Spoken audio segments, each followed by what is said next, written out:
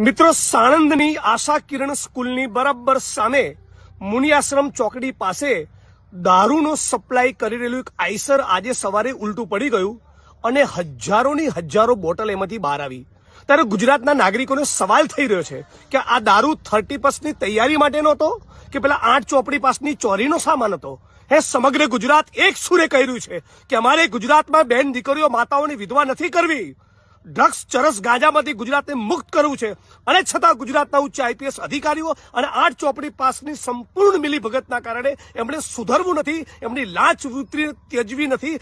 એના કારણે આજે પણ ગુજરાતમાં દારૂની મોટી લાઈનો ચાલુ છે। અમે પણ સંકલ્પબદ્ધ છીએ અને સમગ્ર ગુજરાતને વિડીયોના માધ્યમથી અપીલ કરું છું કે 30+ પહેલા જ્યાં પણ ડ્રગ્સ ચરસ ગાંજો અને ઇંગ્લિશ દારૂ આવવાનો હોય એની તમામ માહિતી અમારા સુધી પહોંચાડો। હું માંગ કરું છું વિડીયોના માધ્યમથી કે જે પણ જિલ્લાના જે પણ સ્તરેથી આ દારૂ નીકળીને સાણંદ પહોંચ્યો એના રસ્તામાં આવતા તમામ એસપીની ભૂમિકાની પણ આ મુદ્દે તપાસ કરવામાં આવે।